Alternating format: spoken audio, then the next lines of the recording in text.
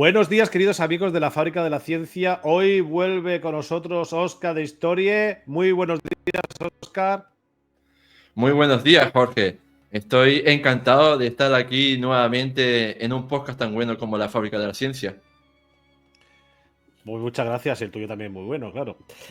Hoy vamos a tratar un tema complicado desde el punto de vista, vamos a decirle, religioso también, ¿no?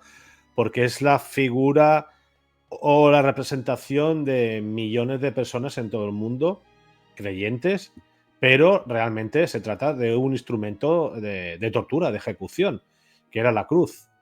Eh, Vamos a hablar de la cruz, no centrados en el personaje de Jesús, sino la cruz como instrumento de ejecución. Y vamos a comenzar preguntándote que si fueron los romanos los que inventaron la cruz. Pues sí, la verdad es que he querido crear este programa sobre las crucifixiones en la antigua Roma para darnos cuenta de que efectivamente a lo largo de la historia antigua de Roma se crucificó a miles de personas y que el personaje histórico en el que está basado Jesucristo fue solo uno de ellos y uno más de esos miles que fueron ejecutados con esta forma de muerte. Y respondiendo a tu pregunta, te diré que no, que la respuesta parece ser que no. Parece ser que la crucifixión nació en Asiria, en el imperio asiria, más o menos en el siglo VI a.C., cuando se empalaba a los reos, a los condenados y además prisioneros. Esto nos recuerda también al programa que grabamos anteriormente sobre Vlad Tepes. Pues resulta que uno de los primeros sucesos que tenemos atestiguados en las fuentes al respecto de una crucifixión es gracias al escritor griego Heródoto de Halicarnaso, porque este escritor, un famoso, ¿no?, escritor de la antigua Grecia, escribió que el rey persa Darío I había crucificado o empalado a unos 3.000 babilonios en su conquista de la ciudad.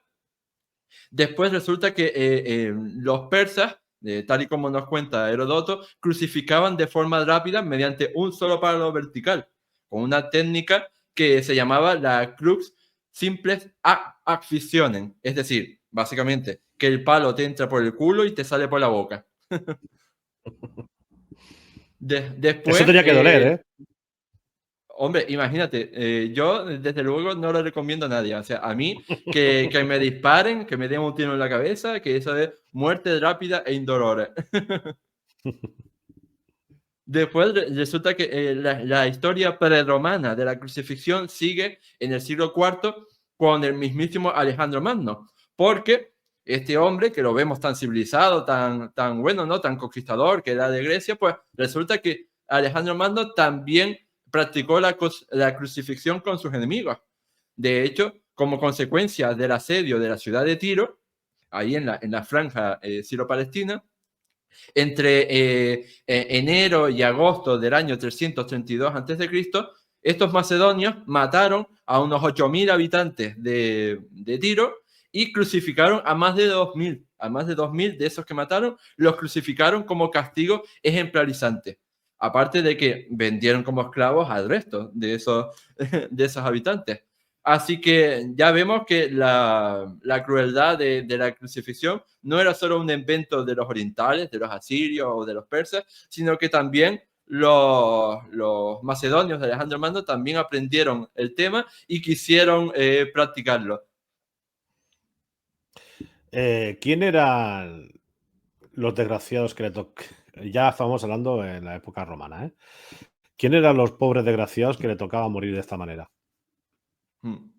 Pues la verdad es que las crucifixiones en la antigua Roma eran una forma totalmente humillante de morir, porque se exhibía el bajo estatus social del criminal. Es decir, que era un tipo de ejecución solo reservada para las personas que no eran ciudadanas romanas.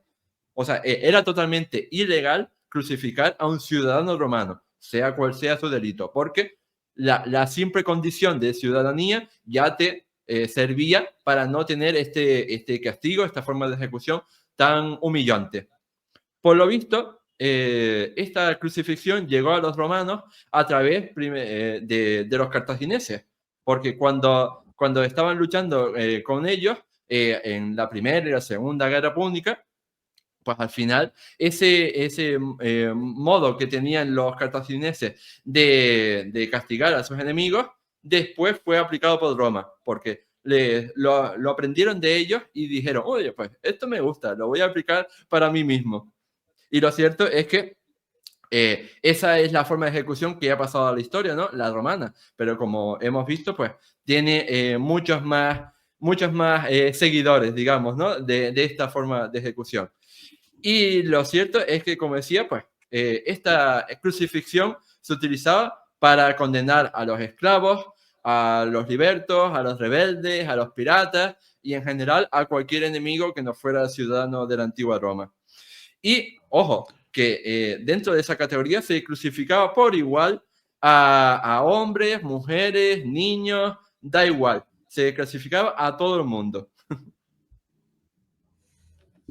Bueno, no sé qué daño puede hacer un niño, ¿no? Pero bueno, si tú supongo que sería por tema de que eran enemigos o algo, no lo sé, pero en las imágenes cuando se ve, sobre todo en el mundo del cine, ¿no? Pero también en otro tipo de representaciones, aparecen muchos tipos de cruces, ¿no? Jesucristo, por ejemplo, porque el estándar que conocemos de la cruz es la de Jesús, ¿no?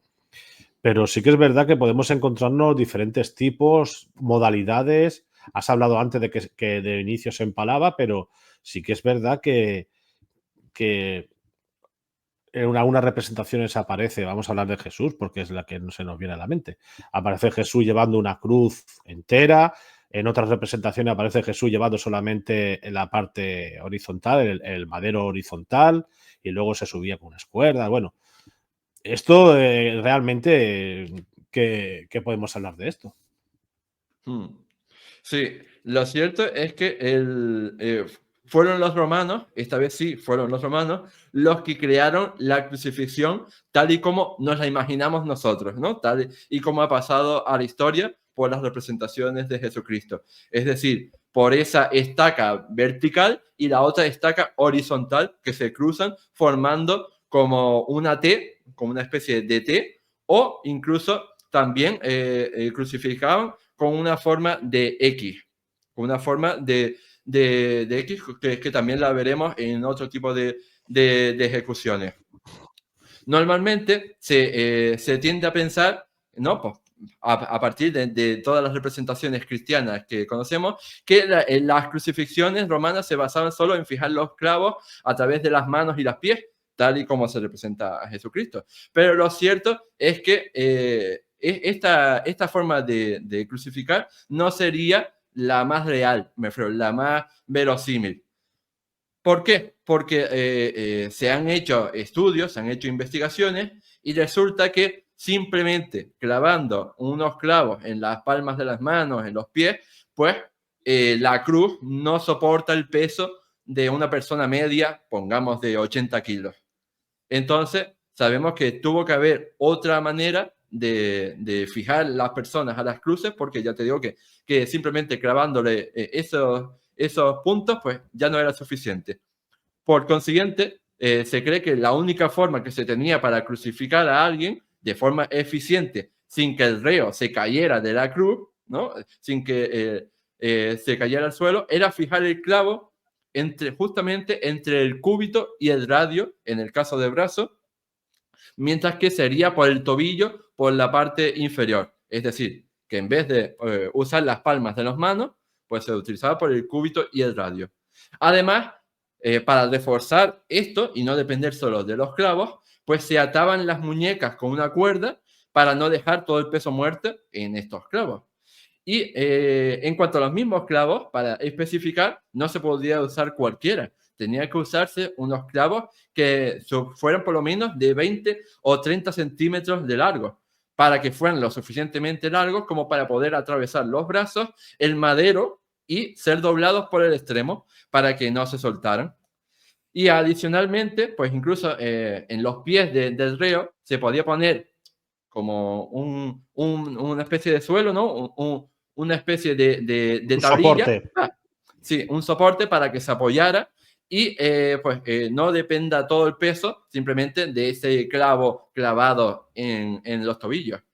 Y a propósito de esto, quería contar que antes se me olvidó, pero me he acordado ahora que para el tema del perfil social de los crucificados, había una excepción con el tema de los ciudadanos, y es para los soldados. Me refiero, porque evidentemente hay una distinción entre el mundo civil y el mundo militar. En el mundo civil, como digo, no se podía crucificar a ningún ciudadano, sea cual sea su delito. En el mundo militar sí se podía llegar a contemplar la crucifixión si el delito que había cometido ese soldado o esos soldados era muy grave, porque antes de crucificarlo se hacía una ceremonia, ¿no? para hacer que perdieran su condición, ¿no? de ciudadano, para hacer que perdieran esa condición noble, y entonces se les castigaba con la crucifixión. Pero lo cierto es que esta forma de ejecución era minoritaria. O sea, tenemos pocos casos de soldados crucificados por sus generales, ¿no? por sus líderes, como castigo a algún delito grave que cometieran. Recuerdo hace unos años apareció unas imágenes, unas fotografías de un pie, evidentemente el esqueleto de un pie, con un clavo atravesado, y algunos pensaban que se trataba de un ejecutado en la cruz. Pero claro, esto nos podría decir que la persona que moría en la cruz se dejaba ahí. Porque si a ti te sacan de la cruz, lo primero que haces es sacarte el clavo, pero si tienes el clavo clavado, quiere decir que tu cuerpo se quedó ahí para los restos.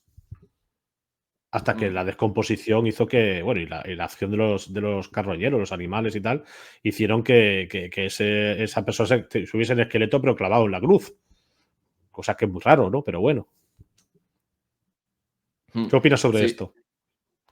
Sí, opino que, como hemos dicho a lo largo de las otras intervenciones, esta representación que tenemos acerca de Jesucristo en la cruz nos ha condicionado el conocimiento generalizado sobre las crucifixiones romanas. Y lo cierto es que incluso tenemos testimonios, tenemos escritos en las fuentes que demuestran que no todo el mundo moría en la cruz. Me refiero que tenemos incluso algún testimonio de personas, ¿no? que tuvieron que ser bajados de la cruz y ejecutados de otra manera. O incluso algún testimonio de personas que una vez que fueron crucificadas por algún motivo, fueron bajadas de la cruz, fueron perdonadas, fueron cuidadas y se pudieron recuperar y seguir viviendo. Pero lo cierto es que estos testimonios son totalmente excepcionales, escasos, porque lo más normal era que el condenado muriera lenta y dolorosamente bajo el sol y otras inclemencias del tiempo, por no hablar evidentemente de todos los trastornos venosos, musculares, los desgarros internos, o yo qué sé, hemorragias o lo que fuera que le sucediera. Y precisamente tengo por aquí un testimonio de estos, de personas que lograron, digamos, sobrevivir a la crucifixión, y es que aparece en la obra La vida de Flavio Josefo, escrita por el mismo, ¿no? Por Flavio Josefo, en época del emperador romano Tito. En este texto se narra lo sucedido con los crucificados tras el asedio de Jerusalén que Tito llevó a cabo. Y dice el fragmento: al regresar, vi muchos cautivos crucificados, entre ellos 3 que recordé como antiguos conocidos. Dolorido y con lágrimas en los ojos, fui a decírselo a Tito. Inmediatamente ordenó que fueran descendidos y los atendieran con gran cuidado para hacerlos recobrarse. Pero 2 de ellos murieron cuando estaban en manos de los médicos y el tercero se recuperó. Es decir, según Flavio Josefo, hubo al menos una persona que fue bajada de la cruz después de haber sido crucificada y se recuperó gracias a la labor de los médicos. O sea que se podía sobrevivir a la cruz. Eso parece, eso parece. Por supuesto, como siempre decimos referente a las fuentes antiguas, siempre tenemos que cogerlas con pinzas porque no podemos creernos al 100% lo que digan. Pero bueno, en este caso no parecía una historia demasiado descabellada. Así que en principio podemos darle visos de credibilidad. En otro episodio de la Fábrica de la Ciencia hablaremos posiblemente de la figura del Jesús histórico, ¿no? Porque es un tema también muy interesante, sobre todo, ya no solamente por el personaje, sino por el contexto histórico que le tocó vivir y diferentes tipos de pueblos que convivían en aquella época. Esa es una época muy interesante. Pero hablar de a Jesús que se le crucificó, ¿qué hizo para que lo crucificaran? ¿Tan malo fue? Desde el punto de vista histórico, de lo que tenemos en la historia. Por lo que yo he estudiado acerca del Jesús histórico, que tengo, por cierto, un artículo publicado en mi web, pues por lo que sé, o sea, lo condenaron por sedición contra Roma. Me refiero, no lo condenaron por un delito religioso porque Roma no se metía con la religión judía, lo crucificaron por motivos políticos, porque había cometido un delito de sedición contra Roma, de traición. Por esto, ¿no? de ir en contra del emperador Tiberio al afirmar que él era el rey de los judíos o que había una autoridad suprema al emperador. Y entonces, pues, por toda esta predicación y por lo que hizo en el mercado, etcétera, etcétera, etcétera, pues al final eso lo condenaron por motivos políticos, no por motivos religiosos. Y lo cierto es que esto encaja totalmente con lo que sabemos acerca de los otros crucificados. Por ejemplo, sabemos, así en plan, crucifixiones famosas de la antigua Roma, quizás una de las más famosas es la de Espartaco, la de el gladiador Espartaco, que protagonizó la rebelión de esclavos más famosa de la antigua Roma. También, ¿no? Provocada, ¿no? por la película de Stanley Kubrick. ¿Y cómo acabaron estos esclavos? Pues resulta que se rebelaron en el año 73 y en el año 73 a.C. y aguantaron la rebelión hasta el año 71.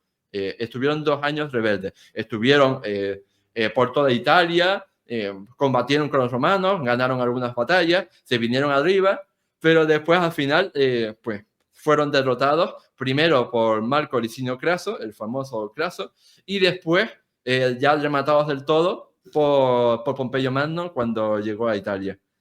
¿Y cuál fue el castigo ejemplar que se hizo para estos esclavos? Pues crucificarlos a lo largo de toda la Vía Apia.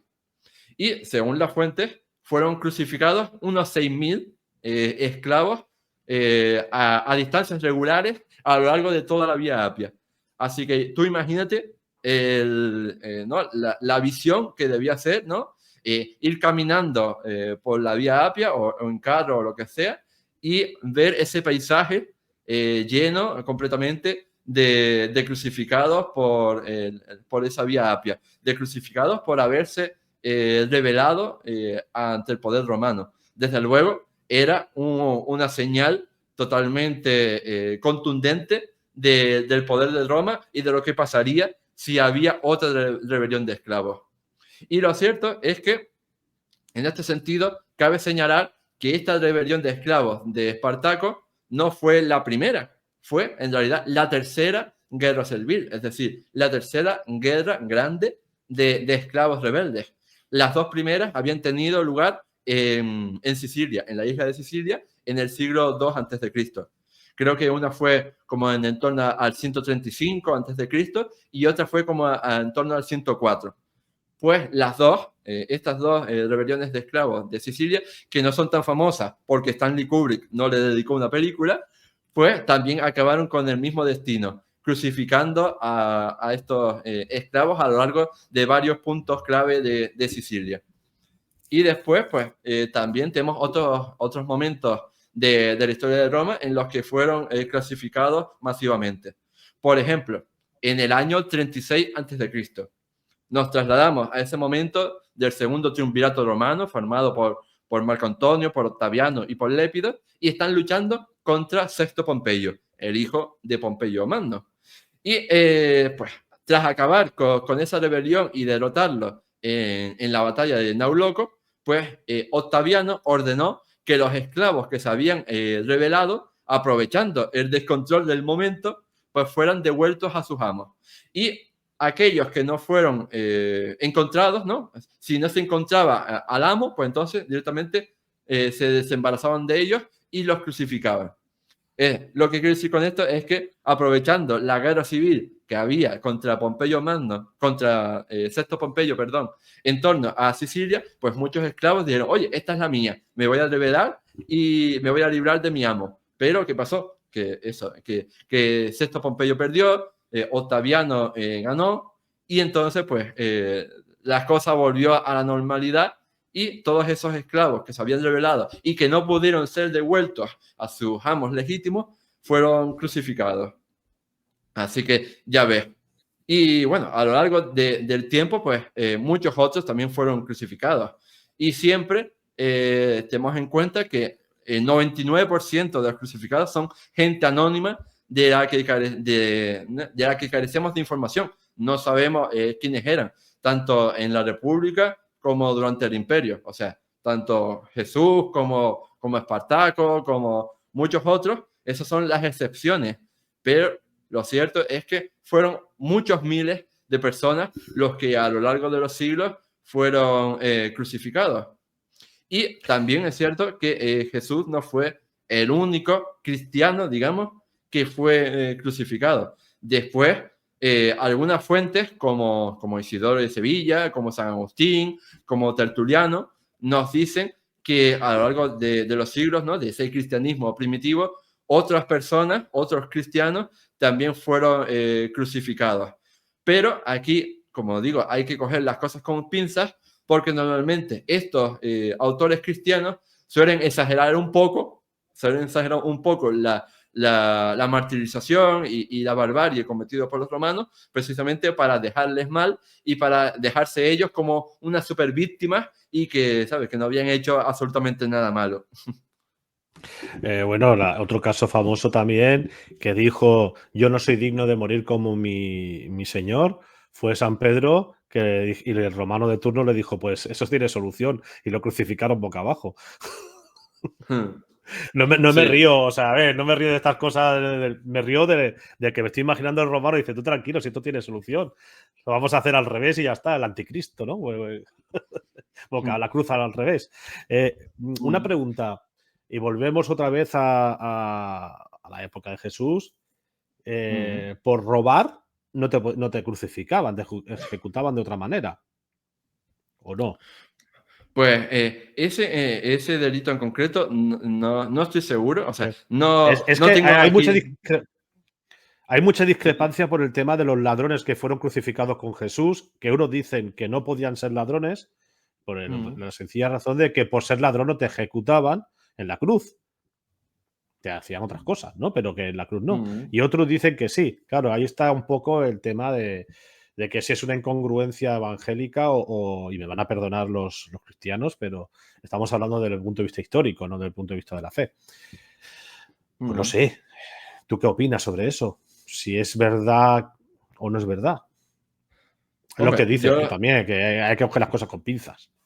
Sí, ya te digo que no tengo el código penal de los romanos aquí en la mano para verlo, pero lo cierto es que los romanos tenían muchas formas de castigo, o sea, no solo la crucifixión. Bueno, para empezar,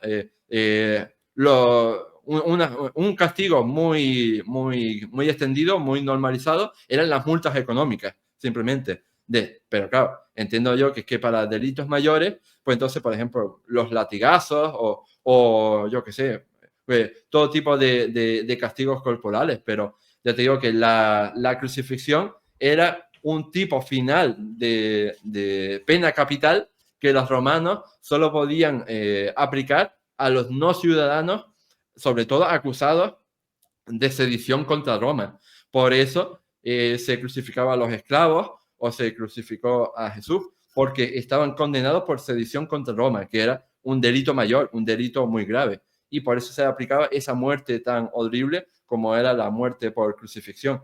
Pero lo cierto es que para delitos menores seguramente no se crucificaría, porque al fin y al cabo, digamos que, por ejemplo, robar no es un delito de sedición contra Roma, será un delito contra aquel al que roba, pero desde luego no es una sedición, no es una traición. ¿Se sabe cuándo se deja de utilizar este método tan cruel? Pues, bueno, ya estuvimos hablando de la Tepes que hacía algo parecido, pero lo del empalamiento se ha hecho a lo largo de la historia en muchos sitios, no solamente en la Rumanía de la Edad Media, pero que el sistema de la cruz, el método de la cruz, se sabe más o menos cuándo se deja de utilizar, por lo menos por los romanos. Hombre, la verdad es que no lo he investigado el tema este de cuándo dejó de crucificarse, aunque también es cierto, también te digo, ¿no? Que por lógica tendría sentido que se dejara de crucificar cuando el cristianismo pasó a ser mayoritario en el Imperio Romano y cuando, pues, finalmente el cristianismo se convirtió en la religión oficial del Imperio Romano en el 380 con Teodosio I el Grande.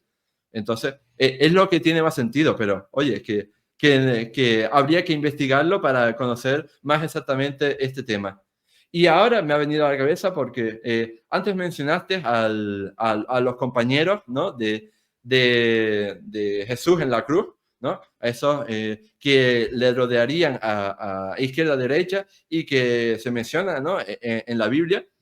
Y lo cierto es que seguramente no fueron condenados por robar, por ladrones, ¿no? Creo que la Biblia dice que eran por ladrones, sino que lo más probable es que fueran compañeros de Jesús, me refiero, que fueran seguidores suyos y que también fueran condenados por ese delito de sedición contra Roma, por traicionar al emperador, ¿no? Y acusados de lesa majestad.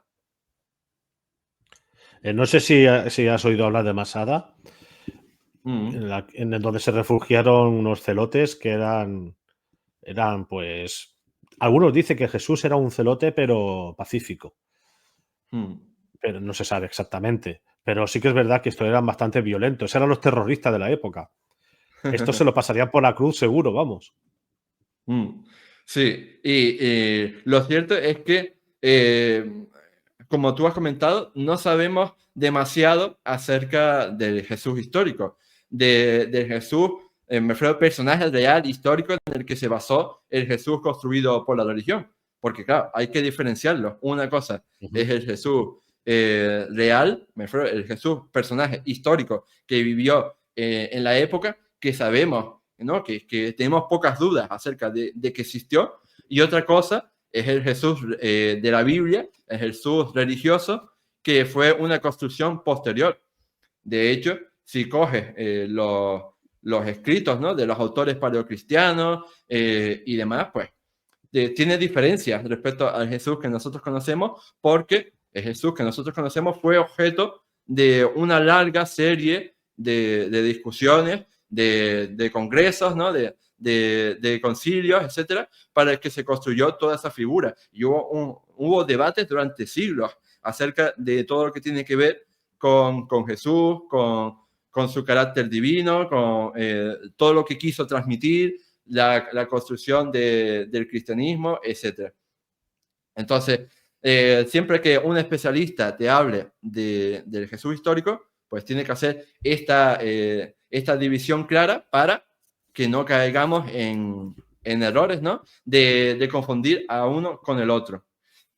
Porque, como digo, pues hay pruebas más que suficientes para afirmar la existencia del Jesús histórico. Aparece supuestamente, ¿no? en Flavio Josefo, aparece en Tácito, aparece en multitud de sitios que lo mencionan. Incluso hay algunas tablillas en las que ya se representa tempranamente a Jesús, y curiosamente no lo representa como lo conocemos nosotros.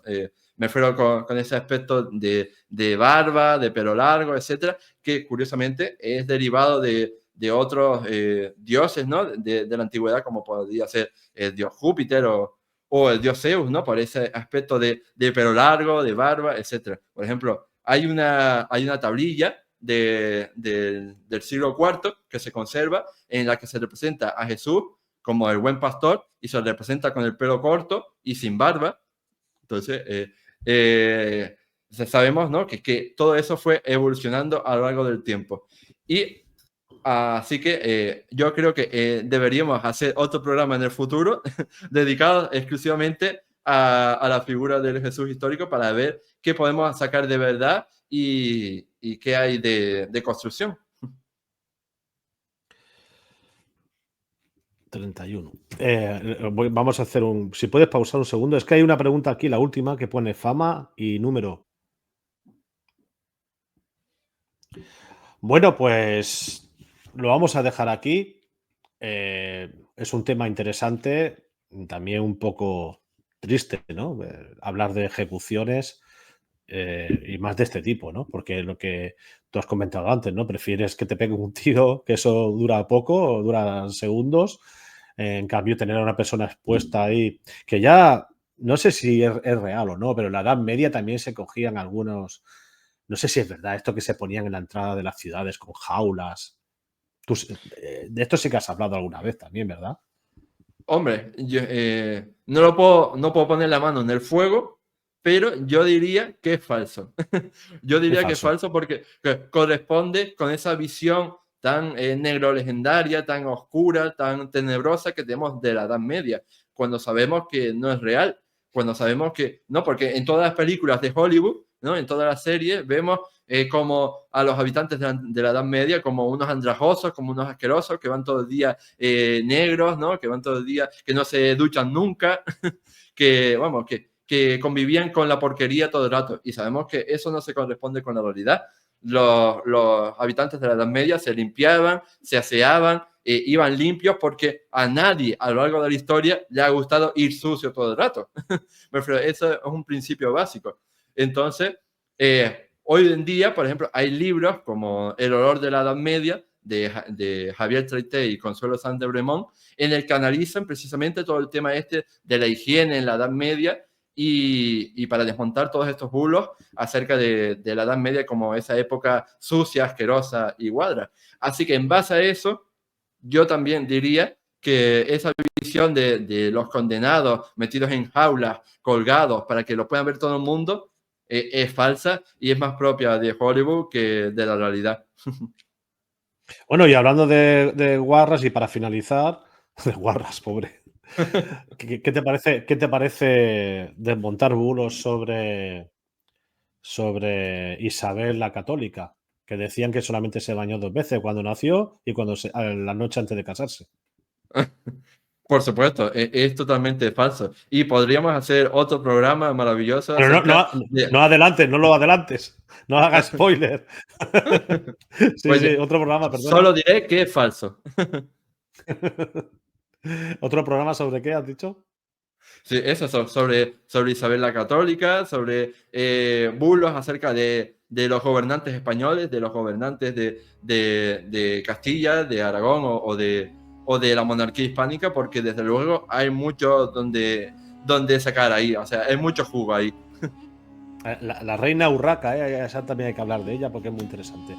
Muchísimas gracias, Óscar, y nos vemos en otro episodio de La Fábrica de la Ciencia sobre esta nueva sección Desmontando bulos de la historia. Muchísimas gracias a ti, Jorge, y sobre todo muchísimas gracias a todos nuestros oyentes y espectadores por vernos y por seguir apoyando a un podcast tan increíble como este. Muchas gracias.